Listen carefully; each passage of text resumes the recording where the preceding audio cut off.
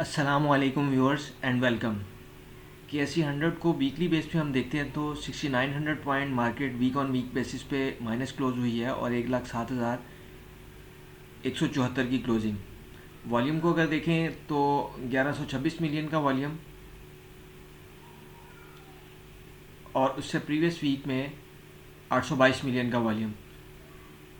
इस वीक में volume comparatively ज़्यादा है और अगर हम इसको प्योर प्राइस एक्शन बेसिस पे देखें तो एक ट्रेडिंग रेंज जो बनी हुई थी 1,20,000 की और डाउन साइड पे जो 1,09,400 का मल्टीपल टाइम मार्केट ने उसे सपोर्ट बनाया था। ये फर्स्ट वीक ऐसा हुआ है कि जिसमें मार्केट ने इससे नीचे क्लोजिंग दी है।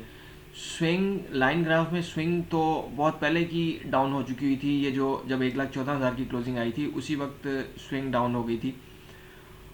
और अगर इसी को हम डेली बेस पे देखते हैं तो एक ट्रेडिंग रेंज जो मैं मुसलसल बात कर रहा था कि जब मार्केट से अपर रेंज नहीं ब्रेक हो रही तो जाहिर है फिर मार्केट में डाउन साइड पे रेंज ब्रेक होगी। ये तो नहीं है कि मार्केट ने स्टेगनेंट खड़े रहना होता है, प्राइस ने फ्लक्चुएट तो करना ही होता है।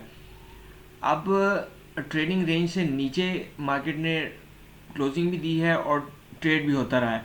अब ये जो बॉटम बना है 1,01,598 का, इससे नीचे ट्रेड होना और अब इससे नीचे सस्टेन करना इसके लिए ज़रूरी है कि ये और डीप थोड़ा सा यानी फिर डाउन साइड पर डीप हो।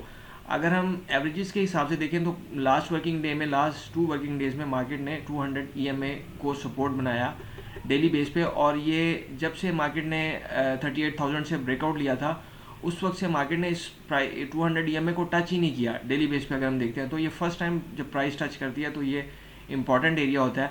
अब ये keep it simple and stupid के तहत बेसिक कॉन्सेप्ट जो एनालिसिस का है उसमें ये जो रेजिस्टेंस होती है सपोर्ट थी, अब इसने रेजिस्टेंस बनना होता है। अगर प्राइस वहाँ तक जाती है तो ये 1,11,000 तक 1,10,000 तक तो ये एक मेजर रेजिस्टेंस होगा। अगर वाली बात है, हर चीज़ कंडीशनल है, कोई भी चीज़ हतमी नहीं है। ये एनालिसिस में हमने अपने आप को मैनेज करना होता है और चीज़ों को देखना होता है कि किस तरीके से हम अपने अकाउंट को लेके चल सकते हैं।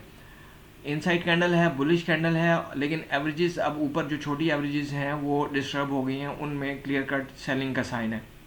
लेकिन अभी इसमें इस ट्रेडिंग रेंज से बाहर निकली है। जैसे मैंने कहा कि 1,01,000 से नीचे आने की सूरत में फिर जो है नीचे वाले साइड जो 95,000 और 90,000 वाले एरियाज जो हैं वो ओपन हो जाएंगे। इस ट्रेडिंग रेंज को तो मार्केट ने ब्रेक डाउन करके तो नीचे यानी क्लोजिंग आई है।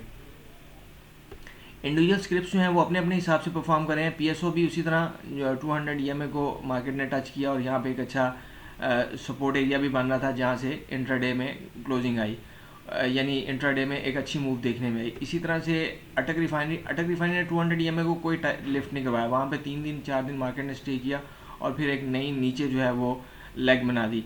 तो इंडिविजुअल स्क्रिप्ट को अपने टॉप से देखें बहुत ज़्यादा यानी 775 का हाई लगा था अटक रिफाइनरी का और लास्ट वर्किंग डे में 410 रुपये का हाई लग गया। तो ऑलमोस्ट 50% से के करीब जो है वो प्राइस वहाँ से अपने टॉप से गिर गई और इंडिविजुअल स्क्रिप्ट इसी तरह से गिरे हुए भी हैं। तो इंडिविजुअल स्क्रिप्ट्स जो हैं वो अपने अपने हिसाब से परफॉर्म कर रहे हैं। OGDC को देखते हैं तो OGDC ने भी ये नवंबर वाली सपोर्ट को अपना सपोर्ट बनाया, 175 का एरिया और 200 EMA को मार्केट ने सपोर्ट बनाया। ये इस वक्त ट्रेडिंग रेंज में ये चल रहा है OGDC, क्योंकि ये इंडेक्स जिसने इंडेक्स को ट्रेड करना है वो OGDC को ट्रेड कर सकता है, क्योंकि इंडेक्स तो हमारे यहाँ ट्रेड नहीं होता। तो व्यूअर्स ये सीखना बहुत ज़रूरी है। सीख के जो बंदा काम करेगा वो फिर इसको ना तो गैम्बलिंग कहेगा और वो अपने हिस्से के पैसे बनाएगा। ये इस एरिया में 214 के एरिया में इसमें शॉर्ट सेल थी, बल्कि अगर पुरानी मेरी वीडियोस देखेंगे तो उसमें ये इस एरिया में मैंने कह दिया था कि ये जो है ये एक बेरिश पैटर्न बना है टॉप के ऊपर और ये दिसंबर में टॉप लगा था इसका। ये दिसंबर में 24 दिसंबर को इसका एडजस्टेड प्राइस में 250 रुपये का हाई है। वैसे तो इसका हाई थोड़ा सा ऊपर था, लेकिन ये चूँकि एडजस्टमेंट करनी होती है तो यहाँ पे फिर ये एक हेड एंड शोल्डर भी बन गया था, जिसका ये चूँकि छोटा सा हेड एंड शोल्डर था तो इसका टारगेट भी अचीव हो गया। यहाँ पे इसी एरिया में जो है दिसंबर के एरिया में इसमें डिस्ट्रीब्यूशन हमें देखने में आई और वो फिर दोबारा ये यानी अप्रैल के स्टार्ट में दोबारा प्राइस ने उस एरिया को टच किया कि जो यहाँ पे बेचने में रह गया था दिसंबर में, जो बेचने में यानी जो जिससे मिस्टेक हो गई थी कि वो बेच नहीं सका, वो दोबारा